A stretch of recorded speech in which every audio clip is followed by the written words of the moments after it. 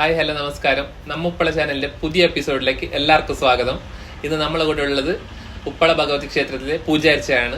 അതിലുപരി pencil ഡ്രോയിങ്ങിൽ expert ആയിട്ടുള്ള ഒരു വ്യക്തി കൂടിയാണ്. ഞാനിപ്പോ ഏകദേശം പറയുമ്പോൾ ആരാണെന്ന് മനസ്സിലായിട്ടുണ്ടാവും.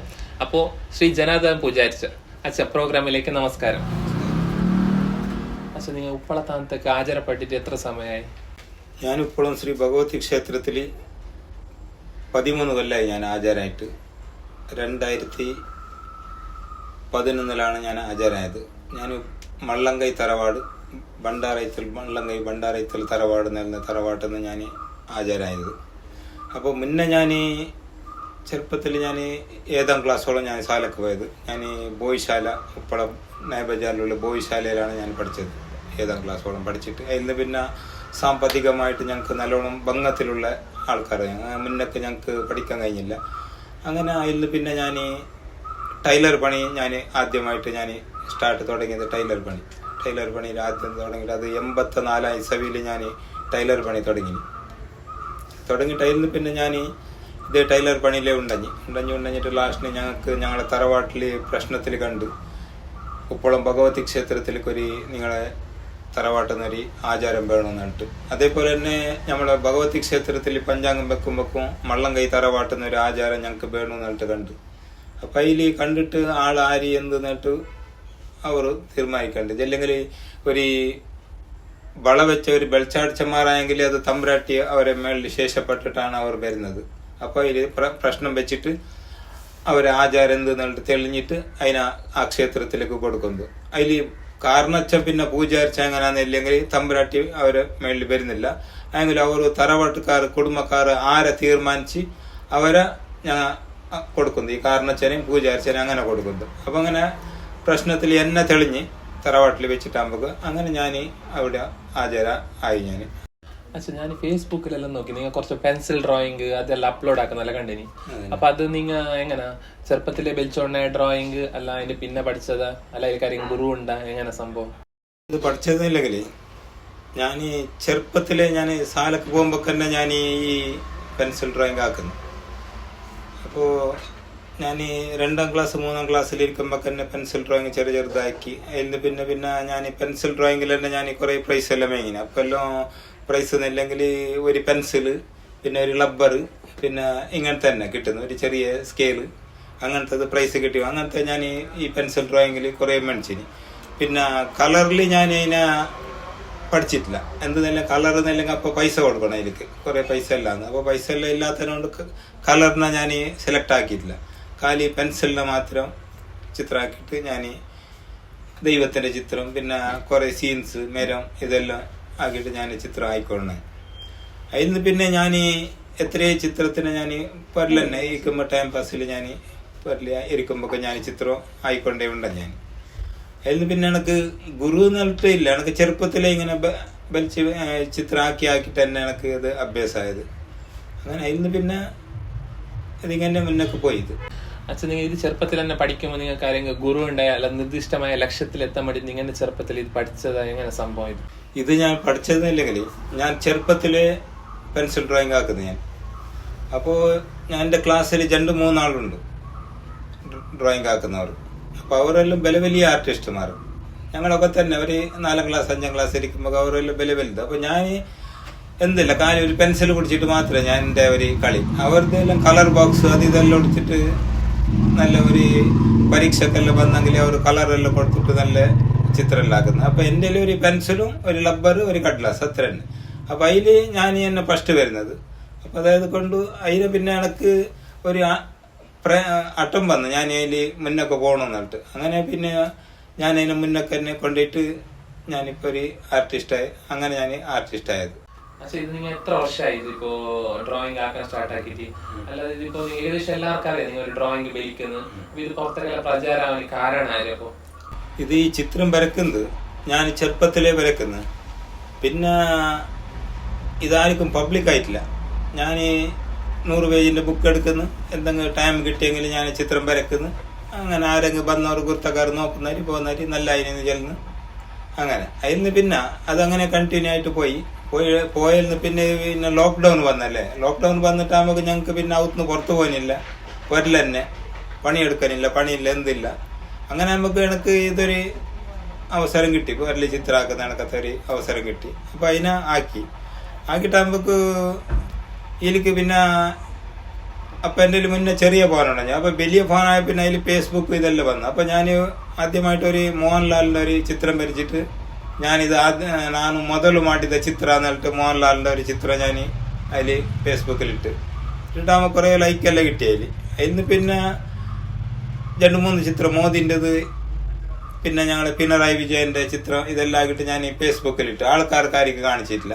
അപ്പം അതിനെ നോക്കിയിട്ട് ഒരു 2 ആൾ ഞങ്ങളെ ക്ഷേത്രത്തിൻ്റെ അടുത്തുള്ള കിഷോർ ഭഗവതി പിന്നെ സുരേഷ് പറക്കില എന്നിട്ട് അവർ പരിചയപ്പെട്ടിട്ട് അതിന് പിന്നെ ഞാൻ കൊണ്ടകൂരിൻ്റെ സ്വാമിൻ്റെ ഒരു ഫോട്ടോ ആക്കിയിട്ട് ആദ്യമായിട്ട് അയാൾ എനിക്ക് ഒരു സന്മാനം എന്നിട്ട് ഒരു ആക്കിയത് അയാൾ എനിക്ക് ആദ്യമായിട്ട് ഒരു സാള് വായിപ്പിച്ചിട്ട് എനിക്ക് സന്മാനാക്കി അങ്ങനെ ചെറിയൊരു ദക്ഷിണ തന്ന അയാൾ. അപ്പോൾ എൻ്റെ ഒരു ജീവിതത്തിൽ ആദ്യമായിട്ട് കിട്ടിയ ഒരു സാധാരണ ഒരു 45 കൊല്ലത്തിന് പിന്നെ കിട്ടിയ കണക്കത്തെ ഒരു അംഗീകാരം അത് വളരെയധികം സന്തോഷമുണ്ടായില്ല എനിക്ക്.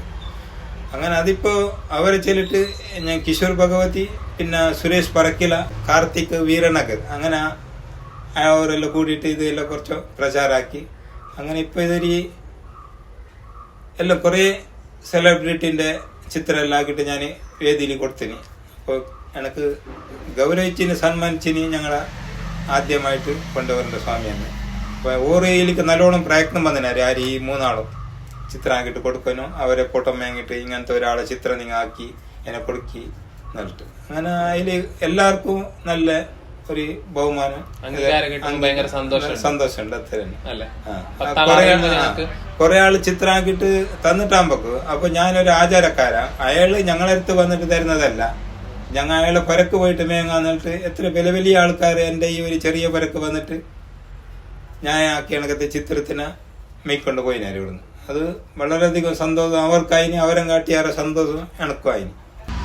ഇപ്പൊ നിങ്ങൾ പെൻസിൽ ഡ്രോയിങ് ആക്കുമ്പോൾ ദൈവത്തിന്റെ ചിത്രം വരിക്കുന്നു, മനുഷ്യന്മാർക്കും വരിക്കുന്നു. അപ്പൊ ഇതിൽ രണ്ടിൽ ഏത് കഷ്ടം വരിക്കുന്ന കഷ്ടം ഏത്, ഈസി ഏത്? ഇതിപ്പോ ചിത്രം വരക്കുമ്പോ ദൈവത്തിന്റെ ചിത്രം എന്നില്ലെങ്കിൽ നമുക്കിപ്പോ ഒരു സൊണ്ടിൽ വെച്ചിട്ട് 2 ദന്തം വെച്ചിട്ട് ഇങ്ങനെ ആക്കിയെങ്കിൽ അതൊരു ഗണപതി എന്നിട്ട് ചെല്ലും ആൾക്കാർ. അതേപോലെ ഒരു ബില്ല് പിടിച്ചിട്ട് ഒരു നീര് പൈൻറ്റെല്ലാം കൊടുത്തിട്ട് ഇതാക്കിയെങ്കിൽ അത് റാമാന്ന് ചെല്ലുന്നു. പിന്നെ അവർ ചിത്രമാക്കിയിട്ടാകുമ്പോൾ അതിൻ്റെ തലക്കൊരു നവിലുകരി വെച്ചിട്ടാകുമ്പോൾ അത് കൃഷ്ണ എന്നിട്ട് ചെല്ലുന്നു. അപ്പോൾ മീട് വന്നത് ചേലായെങ്കിലായി. അതെങ്കിൽ മനുഷ്യന്മാരെ ചിത്രം ഒന്നുമില്ലെങ്കിൽ അങ്ങനല്ല. അപ്പോൾ അവരെ മീറ്റിലുള്ള വള്ളിയും പുള്ളിയും തെറ്റാതെ ഞങ്ങൾ ആക്കണം. എന്തെന്നില്ലെങ്കിൽ ഇപ്പൊ ഞങ്ങൾ ഒരു ചിത്രമാക്കിട്ടാകുമ്പോ ഇത് ഇപ്പൊ കാർത്തിക്കിന്റെ ചിത്രമാക്കുന്നു. കാർത്തിക് എന്നിട്ട് ഞങ്ങൾ ചെല്ലന് കായല. ഇപ്പൊ ഒരു കൊണ്ടകൂരിന്റെ സ്വാമിയെങ്കിലും ഒരു ഫോട്ടോ ഇത് ഞങ്ങൾ ചിത്രം ആക്കിയിട്ട് ഇത് കൊണ്ടകൂരിന്റെ സ്വാമി എന്നിട്ട് ഞങ്ങൾ ചെല്ലാൻ കായല. അപ്പൊ ഈ പൊട്ടത്തിനെ കാണിക്കുമ്പോ അവർ തന്നെ ചെല്ലണം, ഇത് കൊണ്ടകൂരിന്റെ സ്വാമി, ഇല്ലെങ്കിൽ ഇത് കാർത്തിക്, ഇല്ലെങ്കിൽ ഇത് റൂപ്യ ശെട്ടി, ഇങ്ങനത്തെ എല്ലാം അവർ തന്നെ ചെല്ലണം. അപ്പോൾ ചെല്ലെങ്കിൽ ആ ചിത്രം അപ്പോൾ അത് അത്ര കറക്റ്റ് വേണം മനുഷ്യന്മാരെ ചിത്രമാണെങ്കിൽ. അപ്പോൾ ദൈവത്തിന്റെ ചിത്രമാക്കുമ്പോൾ അതിൽ മീട് ഒരു സോക്കായെങ്കിലും മതി, അതിലേക്ക് വലിയൊരു തെറ്റെന്തും വരില്ല, കുറ്റം ചെല്ലല്ല അതിലേക്ക്. ഇപ്പൊ നിങ്ങൾ വലിയ ഫിലിം സ്റ്റാറിന്റെവർക്കെല്ലാം ബെൽച്ചിട്ട് കൊടുത്തില്ല, ആർക്കെല്ലാം കൊടുത്തിരുന്നെങ്കിൽ ഇപ്പൊ ബെൽച്ചിട്ട്? ഫിലിം സ്റ്റാറിന്റെ അവർക്കൊന്നില്ലെങ്കിൽ ഒന്ന് പൃഥ്വി അമ്പാർക്ക് കൊടുത്തിന്, അത് അയാളെ പുറക്ക് തന്നെ പോയിട്ട് കൊടുത്തിരുന്നത്. പിന്നെ ഞങ്ങളെ റൂപ്യ ശെട്ടി, നമ്മളെ സോങ്കാളിന്റെ ആളന്നെ, നമ്മളെ നാട്ടിന്റെ ആളന്നെ, അയാൾക്ക് കൊടുത്തിന്. സിനിമ ആക്ടറിന്റെ അവർക്ക് 2 ആൾക്ക് കൊടുത്തിന്. പിന്നെ ഒന്ന് ഏറ്റവും പ്രധാനപ്പെട്ടൊരു ചിത്രമാക്കിന് ഞാൻ, അത് ഞങ്ങളെ കാന്താര പിക്ചറിന്റെ ഋഷഭ് ഷെട്ടിന്റെ ചിത്രമാക്കിയിട്ട് വെച്ചിന്. അത് ഞങ്ങളെ കാർത്തിക് തന്നെ ചെല്ലിട്ട് ആക്കിയിട്ടെല്ലാം വെച്ചിട്ടുണ്ട്. അപ്പോൾ ദൈവം ഒന്ന് അനുഗ്രഹിച്ചെങ്കിൽ അയാൾക്ക് തന്നെ പോയിട്ട് കൊടുക്കണമെന്നിട്ടുണ്ട്. അപ്പോൾ അതിലേക്കൊരു അവസരം എത്രയും പെട്ടെന്ന് ആ തമ്പരാട്ടിയമ്മ അത് കിട്ടി തട്ട് എന്നിട്ട് ഞാൻ കേട്ടോളൂ. ഡ്രോയിങ് ഒരാളെ ഫോട്ടോ ടഫായിട്ടുള്ള ഭാഗം ഡ്രോയിങ് ആക്കുമ്പോൾ ടഫായിട്ട് തോന്നുന്നത് കുറെ സമയമല്ല എടുക്കുന്നില്ല. ഇത് ചിത്രം വരക്കുന്നതില്ലെങ്കിൽ ചില ആള് ഒരാളെ നോക്കിയിട്ട് വരക്കുന്നു, ചില ആള് സ്കെച്ചാക്കിയിട്ട് വരക്കുന്നു. അപ്പോൾ ഞാൻ പഠിച്ചിട്ട് എങ്ങനെയാണെന്നുണ്ടെങ്കിൽ സ്കെച്ചാക്കിയിട്ട് വരക്കുന്നു. അപ്പോൾ എന്നില്ലെങ്കിൽ ഒരു ചിത്രകല എന്നെല്ലുമ്പോൾ അത് ജന്മന വന്നെങ്കിൽ ചിലപ്പോൾ ഒരു കയ്യിൽ ഉള്ളവനും ചിത്രമാക്കുന്നു, ചിലപ്പോൾ കൈയില്ലാത്തവരും വായിലെങ്കിലും ബ്രഷ് വെച്ചിട്ട് ചിത്രം വരക്കുന്നു. അപ്പോൾ അത് അവർ ജന്മന വന്നിട്ടുള്ളത്. ഇതിപ്പോൾ ഈ ചിത്രമാക്കുമ്പോൾ ഈ മനുഷ്യന്മാരുടെ ചിത്രം നമുക്ക് അത് ഭയങ്കര ടപ്പുണ്ടായില്ലേ. അപ്പോൾ ഇതിൽ എനക്ക് ഇത്ര വരക്കുന്നതിൽ ചിത്രം വരക്കുന്നതിൽ ടപ്പ് ഇതെന്നില്ലെങ്കിൽ ഇപ്പോൾ ഒരു ഷീറ്റ് പേപ്പർ എങ്കിൽ അതിലേക്ക് സ്കെച്ച് ആക്കണം. എനിക്ക് ഈ ചിത്രമാക്കുന്ന എനിക്ക് പ്രശ്നമല്ല. എങ്ങനത്തെ ചിത്രം ഞാൻ അതിനെ ഇതിൽ വരക്കുന്നത് മാത്രമേ എനിക്ക് ആ സ്കെച്ച് വരക്കുന്നത് മാത്രമേ എനിക്ക് ഭംഗാന്തത്. ഗീട്ട് വരക്കുന്നത് എനിക്ക് ഭംഗം, പിന്നെ ചിത്രമാക്കുന്ന എനിക്ക് ഭംഗമില്ല. ഞാൻ എത്ര ഒരു സാധാരണ ഒരു 3 മണിക്കൂർ എനിക്ക് വേണ്ടി വരുന്നു ഒരു ചിത്രമാക്കണമെങ്കിൽ. ഇത് അപ്പൊ ഈ ചിത്രം വലിക്കുമ്പോൾ നിങ്ങൾക്ക് ഏകദേശം വേറെ പണിയെല്ലാം എടുക്കാനാണ്? വേറെ പണി എന്നില്ലെങ്കിൽ അത് ചെല്ലെങ്കിൽ ടൈലറിങ് ആയിക്കോണ്ടല്ലേ. അതന്നെ, അത് ചെല്ലെങ്കിൽ ഒരു ഏകാഗ്രത വേണം നമുക്ക്. ഒരു ചിത്രമാക്കുമ്പോ ഒരു മൈൻഡ് അതിലേക്ക് തന്നെ പോണ്ടി വരുന്നു. ഇപ്പൊ ഒരു ദൈവത്തിന്റെ ചിത്രമാക്കുമ്പോ നമുക്ക് ഒട്രാസ് അതിലെങ്ങനെ ഉണ്ടോ അങ്ങനെ ഇതിൽ ആക്കാനാന്ന്. അല്ലെങ്കിൽ മനുഷ്യന്മാരെ ചിത്രം വരക്കുമ്പോ അത് കുറെ ശ്രദ്ധ കൊടുക്കേണ്ടി വരുന്നതിലേക്ക്. അത് ഒരു പൊടി ഒരാളെന്നെ വേറെ ആയിപ്പോകും. അങ്ങനെ എനക്കുണ്ട്. എനക്കത് യാറെ ടപ്പാന്ന് ആക്കിയിട്ടിടുന്നത്. ചിത്രം വരക്കുന്ന എനക്ക് എത്ര പെട്ടെങ്കിൽ ഞാൻ ഇതിൽ വരക്കുന്നു.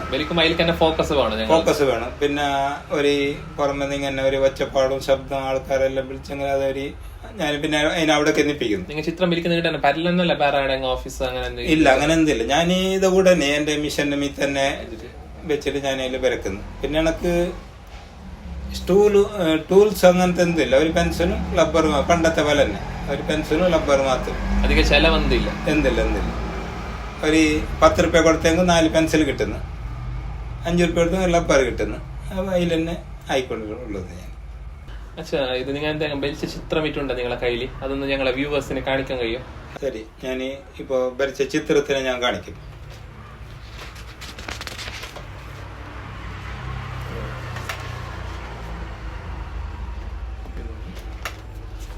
ഇത് ഞങ്ങളെ കൊണ്ടൂരിന്റെ സ്വാമിന്റെ ഫോട്ടോ ആണ്. കൊണ്ടൂർ സ്വാമിന്റെ ഫോട്ടോ. പിന്നെ ഇത് എന്നെ പഠിപ്പിച്ചണക്കത്തെ എന്റെ ഗുരു ഈ കൃഷ്ണ മാസ്റ്റർ എന്നിട്ട് ബോയ്സാലയില് ബോയ്സ് സ്കൂളത്തെ മാസ്റ്റർ. പിന്നെ ഇത് ഞങ്ങളുടെ ഏറ്റവും പ്രിയപ്പെട്ട ഞങ്ങളുടെ സിനിമ നട കന്നഡ, പിന്നെ തുളു അല്ലെ, രൂപേഷ് ഷെട്ടി. തുളു അല്ലെ. പിന്നെ ബിഗ് ബോസ് വിന്നർ അല്ലെ, ബിഗ് ബോസ് വിന്നർ കന്നഡ ടൈറ്റന്റെ.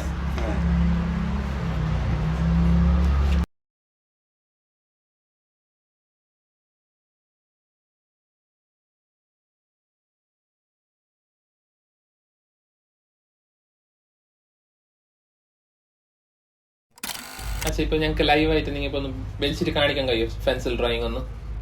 ഞാൻ ശ്രമിക്കാം, നോക്കാം, ആക്കിട്ട് തരാം.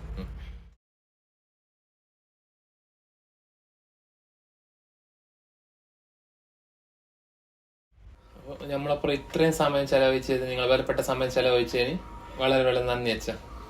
ഇതിൽ വളരെയധികം സന്തോഷമുണ്ട്. നമ്മ ഉപ്പള ചാനൽ അല്ലെ, അപ്പോൾ ഇതിൽ പ്രവർത്തിക്കുന്ന എല്ലാവർക്കും അല്ലെ, നിങ്ങൾ എല്ലാം ഇതിൽ പ്രവർത്തിക്കുന്ന എല്ലാവർക്കും ആ തമ്പുരാട്ടിയമ്മ ആയുരാരോഗ്യവും സുഖവും സമ്പത്ത് സൗഭാഗ്യത്തിന് തന്നിട്ട് നിങ്ങളുടെ ഈ പ്രവൃത്തി മുന്നക്ക് നല്ല രീതിയിൽ ലോകമെമ്പാടും അറിയട്ട് നെല്ല് പറഞ്ഞുകൊണ്ട് എൻ്റെ വാക്കിനെ നിർത്തുന്നു. നമസ്കാരം.